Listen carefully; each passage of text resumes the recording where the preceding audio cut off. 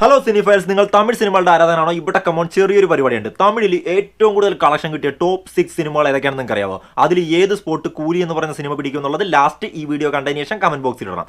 6ാം സ്ഥാനത്ത് നിൽക്കുന്നത് ലോകേഷ് കനകരാജ് ഉലകനായകൻ കോംബോയിൽ വന്ന ഉലകനായകൻ കമൽഹാസന്റെ ഗംഭീര തിരിച്ചുവരവും റോളക്സ് എന്ന് പറയുന്ന സൂര്യയുടെ ഒരു സെലിബ്രേറ്റ് ചെയ്യപ്പെട്ട ക്യാരക്ടർ നമുക്ക് കിട്ടിയ വിക്രമാണ്. ഏകദേശം 432 കോടിയാണ് വേൾഡ് വൈഡ് കളക്ഷൻ.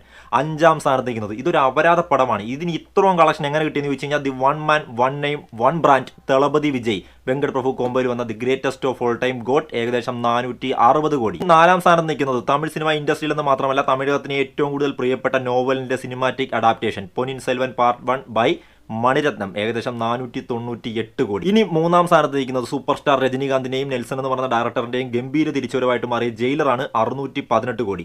2ാം സ്ഥാനത്ത് നിൽക്കുന്നത് ലോകേഷ് കനകരാജിന്റെ തന്നെ മറ്റൊരു ചിത്രം വിത്ത് തളപതി വിജയ് ലിയോ ഏകദേശം 620 കോടി. നെഗറ്റീവ് ടു മിക്സഡ് റെസ്പോൺസിലാണ് ആ കളക്ഷൻ അടിച്ചത്. 1ാം സ്ഥാനത്ത് നിൽക്കുന്നത് ഈ സിനിമ ഇന്നും ഒരു അത്ഭുതമാണ്.